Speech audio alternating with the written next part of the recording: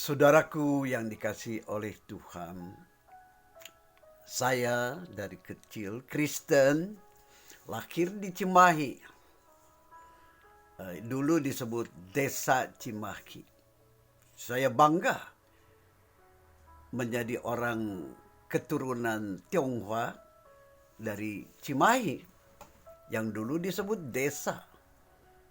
Di mana setiap pagi saya mendengar suara beduk, lalu azan dari masjid di alun-alun Cimahi. Rasanya tenang, rasanya damai. Dan dari situlah kemudian saya juga ingat pada waktu mamah tercinta mengalami duka cita karena kelakuan anak. Beliau berkata kepada saya, "Aku akan mengikuti puasa orang Islam." Dalam pengertian bahwa mama berpuasa karena ada derita yang harus dibawa kepada Tuhan di dalam doa-doa sambil menguji diri dalam puasa. Saya Kristen, tetapi dari sikap orang tua juga saya belajar menghargai agama yang berbeda. Dan kami memang tetap mempunyai akidah Kristiani.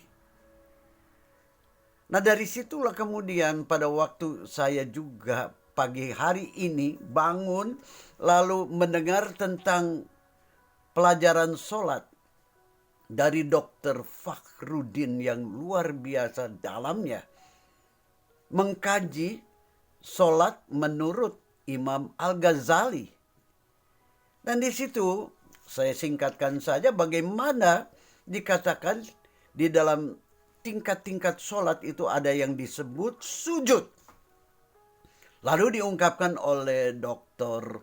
Fakhrudin bahwa sujud menurut Al-Ghazali itu bukan kemudian diberikan tanda di jidat katanya ya. Jadi bukan tanda bahwa orang itu begitu luar biasa dengan salatnya itu ada tanda di jidat. Entah itu mungkin tanda orang-orang yang saat ini juga memang kadang-kadang membuat saya gemeter. Karena dalam tindakannya itu memang tidak menunjukkan adanya ketenangan batin. Padahal dikatakan oleh Dr. Fakhrudin itu akan terlihat cahaya dari wajah orang yang sujud dalam sholat. Dan sehari-harinya nampak orang itu tenang. Dan kata-katanya juga itu adalah kata-kata yang membawa ketenangan, teduh. Jadi bukan nampaknya teriak-teriak lalu kemudian menghasut, menghujat, menghina. Ini yang luar biasa yang saya dapatkan. Sehingga pada waktu ini juga saya hanya mau mengajak Anda sebagai orang Indonesia yang Pancasilais. Memang Ustadz Somad pun juga mengatakan, kita harus bangga dengan Indonesia yang Pancasilais. Di mana ada keyakinan berbeda-beda, akidah berbeda. Dari situ memang saya mendoakan juga agar Pak Ustadz Somad pun bukan jarkoni. Bisa mengajar tetapi tidak melakoni. Bahkan mungkin saya harus mengingatkan, jangan kemudian sebagai ulama segala agama itu menghasut. Menjadikan orang-orang yang beragama itu saling membenci dan saling mengunggulkan diri. Karena nanti Anda dengar apa yang diungkapkan oleh Guntur Romli di acaranya Eko Kuntadi di Cokro. Itu indah buat kita. Dan saya ingin mendoakan buat kita supaya kita memang yang punya agama, keyakinan yang memang berbeda-beda.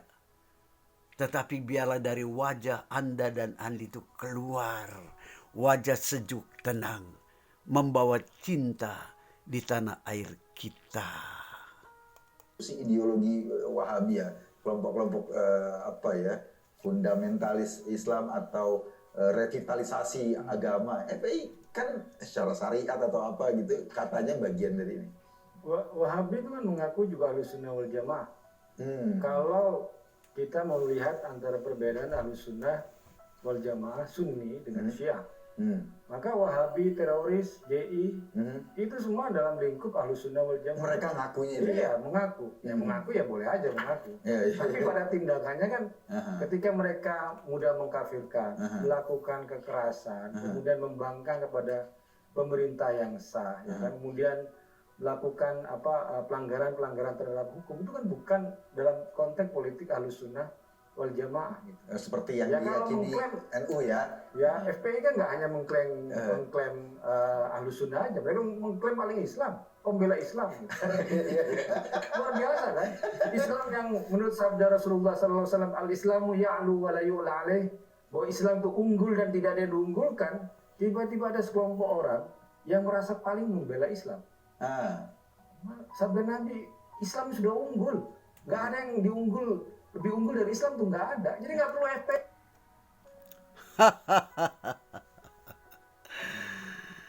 Islam sudah unggul. Wahai FPI, HTI, di mana ada Felix Xiao juga.